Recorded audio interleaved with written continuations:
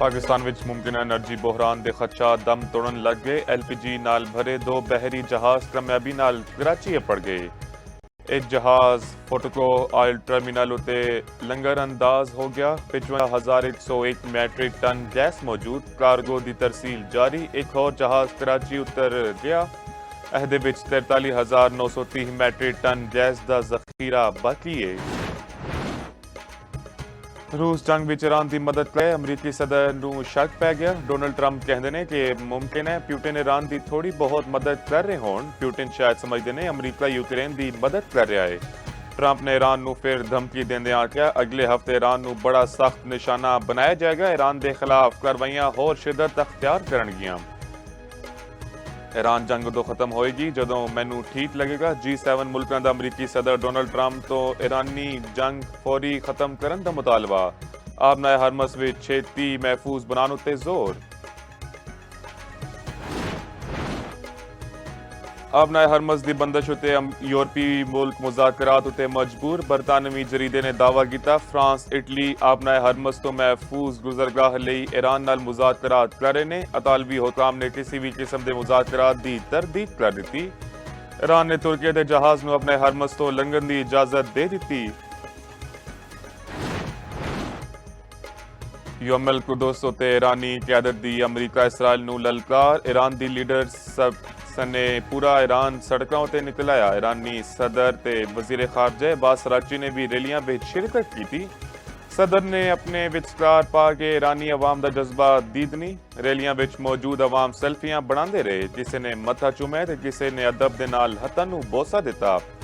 ईरानी सदर दा कहना सी अमरीका ते इसराइल ईरान नूं तोड़न दी कोशिश कर रहे ने। अमरीका ते सिहोनी रियासत ईरान ते वड्डे इस्लामी मुल्कां नूं कमजोर करना चाहते ने।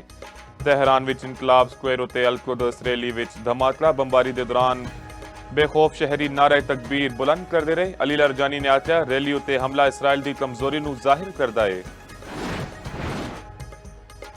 ईरान उत्ते अमरीका ते इसराइल दे हमले जारी। अमरीका दी B-2 बंबार तैयारियां नाल बंबारी। इस तो पहला तेहरान शराज ते अहवाज नूं निशाना बनाया गया।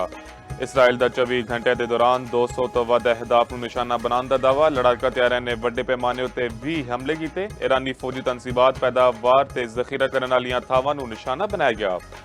अमरीका ने जनूबी कोरिया विच नस्ब दिफाई सिस्टम थार्ड नूं इसराइल मुंतकिल कर दिता।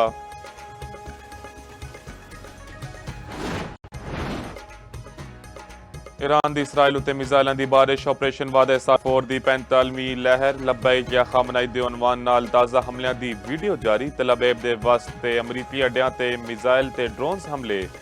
तल अबीब ते मकबूजा किनारे दे कई इलाकों विच मिसाइल दे टुकड़े डिगन दियां इतलावां। ईरानी मीडिया दे मुताबिक मिसाइल हमले दे बाद मरकजी इसराइल विच अग लग गई। ईरानी हमलियां दे बाद बिन गोरियन एयरपोर्ट उत्ते अफरा तफरी मच गई। ईरानी हमलियां नाल तल अबीब विच तबाही। नेतन्याहू मुखालिफ इसराइली एक्टिविस्ट ने वीडियो शेयर कर दी। इसराइली हुकाम का कहना है ईरानी हमलियां विच 3000 दे नेड़े शहरी जख्मी होए। पाकिस्तान ने दूजे वनडे विच बांग्लादेश नूं 128 रन्स नाल शिकस्त दे दी। 3 मैचों की सीरीज 1-1 नाल बराबर हो गई। मैच विच पाकिस्तान ने पहले बैटिंग करदियां होया 274 रन स्कोर किए। पर बारिश की वजह नाल बांग्लादेश नूं 32 ओवरां विच 243 रन्स का हदफ मिलिया सी। बांग्लादेश की टीम हदफ के ताको विच 114 रन्स बना के आउट हो गई।